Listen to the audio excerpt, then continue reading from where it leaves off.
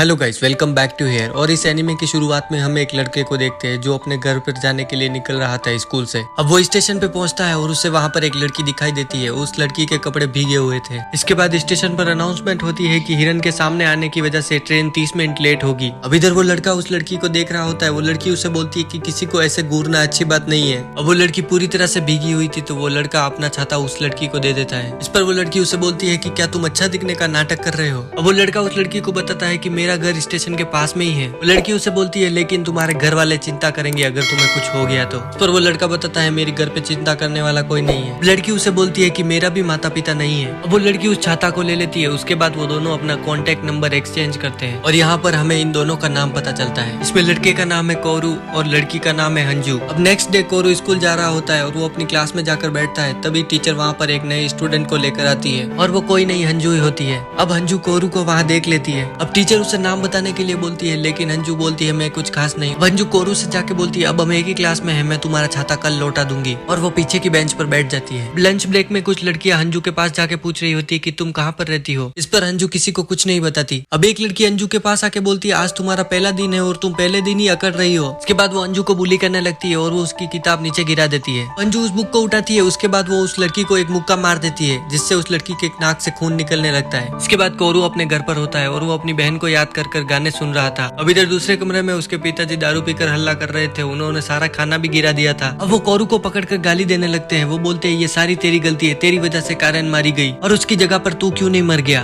कोरू वहाँ से भाग जाता है और वो अपनी जान लेने के लिए ट्रेन के सामने आने की कोशिश करता है लेकिन वो नहीं कर पाता और वो वहाँ जंगल में गिर जाता है। अब कोरू उस जंगल में चल रहा था तभी उसे वहाँ पर एक अजीब सी गुफा दिखाई देती है और कोरू उस गुफा के अंदर चला जाता है। थोड़ी देर चलने के बाद उसे एक सैंडल मिलता है और वो उसकी सिस्टर का था। उस पर उसका नाम भी लिखा हुआ था जो मर गई है। अब कोरू भागकर थोड़ा और आगे जाता है तभी उसके हाथ पर आकर एक पैरोट बैठ जाता है। पैरोट गाना गाने लगता है और कोरू को याद आता है ये तो वही गाना है जो मैंने मेरे पालतू पैरोट को सिखाया था, लेकिन वो पैरोट तो मेरी सिस्टर के साथ ही मर गया था। अब कोरू उस पैरोट को लेकर उस गुफा से निकल जाता है। अब वो अपने घर पर होता है तभी उसके पिताजी उसके गले लगकर बोलते हैं ऐसे कभी मत जाना, तुम्हें गए हुए 1 हफ्ता हो गया है। अब कोरू सोच रहा होता है 1 हफ्ता कैसे हो गया। उसके बाद वो अपने मोबाइल में चेक करता है तो 1 हफ्ता गुजर गया होता है और असल में ऐसा इसलिए हुआ क्योंकि उस गुफा का टाइम और बाहर का टाइम अलग चलता है। अब नेक्स्ट डे कोरू स्कूल जाता है और उसका दोस्त उससे पूछ रहा होता है कि तुम 1 हफ्ते से कहाँ गायब थे। तभी वहाँ पर हंजू आती है। वो बोलती है अगर तुम कल स्कूल आओगे तो मैं तुम्हारा छाता लौटा दूंगी। अब स्कूल खत्म होने के बाद कोरू फिर से उस गुफा में जाने के लिए वहाँ पहुँचता है और वो गुफा के अंदर जाता है तो वो देखता है कि उसका पीछा करते हुए हंजू भी उस गुफा के अंदर आ गई है। अब वो हंजू को पकड़कर उस गुफा से बाहर निकालता है। उसके बाद वो हंजू को बताता है कि इस दुनिया का समय और इस टनल का समय अलग अलग चलता है और ऐसा लगता है कि ये टनल इच्छा पूरी करता है। हंजू बताती है लेकिन हम सिर्फ 5 सेकंड अंदर थे और यहाँ बाहर 5 घंटे बीत गए हैं। इसके बाद हंजू कोरू से बोलती है कि मेरी भी एक इच्छा है तो क्यों ना हम साथ में काम करें और इस टनल के बारे में और जाने। अब इसके बाद वो उस टनल पर रोज आने लगते हैं। हंजू कोरू को कॉल ऑन रखकर अंदर जाने के लिए बोलती है। उसे बोलती है कि कुछ भी बात करते रहो। कोरू अंजू को बोलता है कि तुमने उस लड़की को मुक्का क्यों मारा। अंजू उसे बताती है कि वो पहली इंसान है जिसे मैंने मारा। उसकी कॉल अचानक से कट जाती है और वो भाग के बाहर आता है। वो बताता है कि मैं उस पिलर से पार गया और मेरी कॉल कट गई। अब इसके बाद वो वहाँ पर रेगुलरली आने लग जाते हैं। एक दिन हंजू वहाँ से निकलने के लिए ऊपर चढ़ रही थी तभी उसका पैर फिसलता है और वो कोरू के ऊपर गिर जाती है। उसके बाद वो नीचे गिर जाते हैं। हम देखते हैं कि हंजू कोरू के नीचे होती है। इसके बाद वो वहाँ पर फिर से आते हैं। हंजू कोरू को बोलती है जैसे ही तुम उस पार जाओगे मैं तुम्हें मेल भेजूंगी। इसके बाद कोरू उस पिलर के पार जाता है। हंजू उसे मैसेज भेजती है। अब वो पीछे मुड़ के देखता है तो उसे हंजू वहाँ पर घूमते हुए दिखाई देती है। कोरू उस पिलर से इस पार आता है और हंजू उसे बताती है मैं तुम्हारा 7 घंटे से यहाँ पर इंतजार कर रही हूँ। अब कोरू उसे बताता है लगता है इस पार से उस पार मैसेज नहीं जा सकता। अब इसके बाद वो एक दिन एक्वेरियम में घूमने जाते हैं। अब वो एक्वेरियम के अंदर मजे कर रहे होते हैं तभी हंजू कोरू से बोलती है जब तुम उस पिलर के पार गए तो मैं बहुत ही डर गई थी, मुझे तुम्हारी फिक्र हो रही थी। इसके बाद हंजू कोरू से पूछती है कि तुम कभी हंसते क्यों नहीं, मैंने तुम्हें कभी हंसते हुए नहीं देखा। अब कोरू उसे बताता है कि मैं इस एक्वेरियम में पहले भी आया हूँ मेरे माता पिता और छोटी बहन के साथ जब वो जिंदा थी और उसकी मौत पेड़ से गिरने पर हो गई और इस वजह से मेरा पूरा परिवार खत्म हो गया। मेरी मॉम मेरे डैड को छोड़कर चली गई और अब मैं उस टनल की मदद से अपनी बहन को वापस लाना चाहता हूँ। अब इसके बाद वो फिर से उस टनल में जाते हैं और उन्हें वहाँ पर हंजू के लिखे हुए मांगा मिलते हैं और वो उन मांगा को लेकर वापस बाहर आ जाते हैं। अब बाहर बारिश हो रही थी तो कोरू के कपड़े पूरी तरह से भीग जाते हैं। कोरू बोलता है अगर मैं अभी घर गया तो मेरे पिताजी मुझे क्या क्या सुनाएंगे। इस पर हंजू उसे बोलती है अगर तुम चाहो तो मेरे घर आ सकते हो। अब वो दोनों हंजू के घर पर होते हैं। हंजू उसे कपड़े देती है पहनने के लिए। अब कोरू को हंजू के घर में बहुत सारी मांगा दिखाई देती है। वो उसमें से एक मांगा को उठाकर पढ़ रहा होता है। हंजू उसे बताती है ये मेरे दादाजी ने लिखी है। कोरू उसे बोलता है लगता है जो मांगा टनल से निकले थे वो तुमने लिखे थे। इस पर हंजू उसे पूछती है कि तुम्हें कैसे पता चला। अब हंजू उसे बताती है हाँ ये मांगा मैंने ही लिखे हैं। कोरू उससे पूछता है कि तुमने इन्हें सबमिट क्यों नहीं किया। अंजू उसे बताती है कि तुम्हें पता भी है कितना कंपटीशन है और इस देश में कितने मांगाकार है। अब वो कोरू को बताती है कि मेरे दादाजी भी एक मांगाकार थे, लेकिन उनकी मांगा इतनी चली नहीं, लेकिन फिर भी मेरे दादाजी मांगा बनाते गए। और जब मैंने अपने माता पिता को बताया कि मैं एक मांगाकार बनना चाहती हूँ तो उन्होंने मुझे घर से बाहर निकाल दिया। अब कोरू उसे बोलता है तो तुम इसीलिए इस शहर में हो। इसके बाद कोरू हंजू की बनाई हुई मांगा को पढ़ रहा होता है और वो हंजू को बताता है ये तो बहुत ही बढ़िया है, तुमने तो इसमें बहुत ही अच्छा काम किया है। अब हंजू अपना मुंह छुपा लेती है और वो बहुत ही खुश थी। कोरू हंजू को बोलता है तुम स्पेशल हो, तुमने बहुत ही अच्छी मांगा लिखी है। इस पर हंजू कोरू को बोलती है तुम स्पेशल हो, तुम जिस तरह से जीते हो मुझे वो बहुत ही पसंद है, तुम बहुत ही अलग ही दुनिया में जीते हो, मैं तुम्हारी तरह से इस दुनिया को देखना चाहती हूँ। वो तोरू के ऊपर बैठ जाती है। वो बोलती है कि मैं तुम्हारी तरह जीना चाहती हूँ, इसीलिए मुझे उस टनल की जरूरत है। अब इसके बाद वो एक दूसरे की ख्वाहिश पूरी करने के लिए 2 अगस्त को वहाँ पर जाने का तय करते हैं। अब इसके बाद एक फेस्टिवल होता है, कोरू हंजू के साथ उस फेस्टिवल में जाता है। अब कोरू हंजू को एक जगह ले जाता है, वो बताता है कि ये एक सीक्रेट जगह है, मैंने और मेरी बहन कैरन ने इसे ढूंढा था। अब कोरू हंजू से बोलता है कि मुझे पता नहीं मैं उस टनल में जाने के बाद कब लौटूंगा, इसीलिए मैं लास्ट बार यहाँ पर आना चाहता था। अब वहाँ पटाखे छूटने लगते हैं और ये नजारा देखने में बहुत ही सुंदर था। अब हंजू कोरू से पूछती है कि हम 2 अगस्त को वहाँ पर क्यों जाएंगे। कोरू उसे बताता है क्योंकि उस दिन मेरी बहन कैरन की डेथ एनिवर्सरी है। इसके बाद हंजू कोरू का हाथ पकड़ लेती है। इसके बाद कोरू घर पर जाता है। वो देखता है कि उसके घर पर कोई लेडी आई है। वो जाके देखता है तो उसके डैड उसे बताते हैं कि ये अब तुम्हारी नई मॉम बनने वाली है। इस पर कोरू रोने लग जाता है। नेक्स्ट डे हम देखते हैं कि कोरू हंजू से मिलने जाता है और वो एक रेस्टोरेंट में मिलते हैं। हंजू कोरू को बताती है मैंने अपनी मांगा सबमिट की और उनका कॉल आया मुझे। उन्होंने बताया कि उनको मेरी मांगा पसंद आई और उन्होंने मुझसे पूछा है कि क्या मैं उनके साथ मांगा पर काम करना चाहती हूँ। वो कोरू से पूछती है कि मुझे नहीं पता मुझे क्या करना चाहिए। इस पर कोरू उसे कुछ नहीं बताता। इसके बाद अगले दिन 2 अगस्त होती है। कोरू हंजू को बिना बताए उस टनल में अकेले चला जाता है। हंजू कोरू के घर पर जाती है। उसके डैड उसे बताते हैं वो तो कल रात को गया है और अब तक वापस नहीं आया। हंजू वहाँ से भागकर उस टनल पर जाती है और उसे वो सब पल याद आ रहे होते हैं जो उसने कोरू के साथ बिताए थे। वो टनल के बाहर पहुंचती है, तभी उसे कोरू का मैसेज मिलता है। उसमें लिखा हुआ होता है जब तुम यहाँ पर पहुंचोगी तो मैं उस टनल में बहुत ही आगे पहुंच चुका होऊंगा। अब हम इधर कोरू को देखते हैं जो उस टनल में चल रहा होता है और मैसेज लिखने के बाद वो अपना मोबाइल फेंक देता है। इधर हंजू कोरू का मैसेज पढ़ रही होती है। उसमें लिखा हुआ होता है तुमने कहा था तुम्हें स्पेशल टैलेंट चाहिए, लेकिन वो तुम्हारे पास पहले से ही है और तुम्हारी मांगा मुझे बहुत ही दिलचस्प लगी थी। अब तुम्हें एक एडिटर भी मिल गया है तो अब तुम एक स्पेशल हो, तो अब मैं चाहता हूँ कि तुम मांगा बनाओ। और अब कोरू बताता है कि एक चीज है जो मैंने तुम्हें नहीं बताई इस टनल के बारे में। ये टनल सिर्फ तुम्हें खोई हुई चीजें वापस लौटाता है, तो ये टनल तुम्हें कोई स्पेशल टैलेंट नहीं दे सकता। अब कोरू अंदर चल रहा होता है, तभी उसके मॉम डैड उसे दिखाई देते हैं और वो उनको छोड़कर आगे बढ़ता है। इसके बाद बाहर हंजू रोते हुए उसे मैसेज लिखकर भेजती है। अब वो बोल रही होती है कि मैं तुम्हारे साथ रहना चाहती थी। और इधर अंदर कोरू 14 घंटे से चल रहा होता है, मतलब बाहर 4 साल बीत चुके हैं। अब वो चलते चलते थक कर गिर जाता है। तभी उसे सामने से एक रोशनी दिखाई देती है। वो उसकी तरफ भागता है। वो दरवाजे जैसा कुछ था। कोरू उसे खोलकर अंदर चला जाता है और अब वो अपनी पुरानी यादों में पहुंच जाता है जहाँ उसकी बहन कैरन जिंदा थी। वो अपनी बहन को बता रहा होता है कि मुझे एक अजीब सा सपना आया। वो अपनी बहन से बात कर रहा होता है, तभी उसके मोबाइल पर मैसेज आते हैं और वो सारे मैसेज हंजू ने भेजे होते हैं। कोरू के टनल में जाने के बाद हंजू ने उसे मैसेज भेजना बंद नहीं किया। वो हर समय उसे मैसेज भेजती थी। कोरू की बहन आके उसे बताती है क्या आपकी अपने दोस्त से लड़ाई हुई है, आपको अपने दोस्त से लड़ाई नहीं करनी चाहिए। और उसे बोलता है मुझे फर्क नहीं पड़ता जब तक तुम मेरे साथ हो।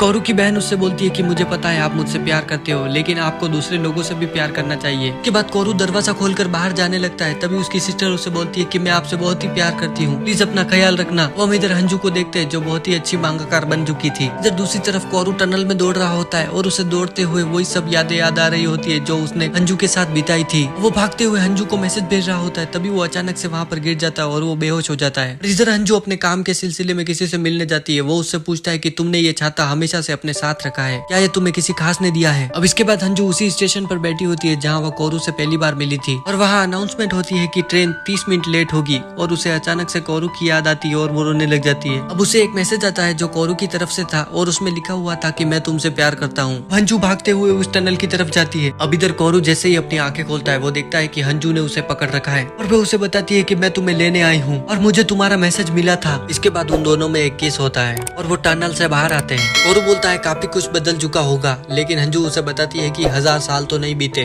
कोरू बोलता है अब मैं तुम्हारी मांगा पढ़ पाऊंगा। हंजू पूछती है कि तुम्हें कैसे पता चला। इस पर कोरू बताता है कि मुझे तुम्हारे सारे मैसेज मिले थे। इसके बाद वहाँ पर बारिश शुरू हो जाती है। हंजू के हाथ में वही छाता होता है और कोरू उसे बारिश से बचने के लिए खोल लेता है। अब कोरू उससे पूछता है क्या तुम ये छाता हमेशा अपने साथ रखी थी। इस पर हंजू उसे बताती है आखिरकार मुझे ये तुम्हें लौटाना जो था। कोरू बोलता है लेकिन इसमें तो 13 साल लग गए। हंजू बोलती है ये बातें तो हम बाद में भी कर सकते हैं, चलो। और अब ये एनीमे इसी के साथ खत्म होता है। और अगर इसमें से आपको कुछ भी अच्छा लगा हो तो वीडियो को लाइक कर देना और कमेंट सेक्शन में व्हाइट हार्ट कर देना।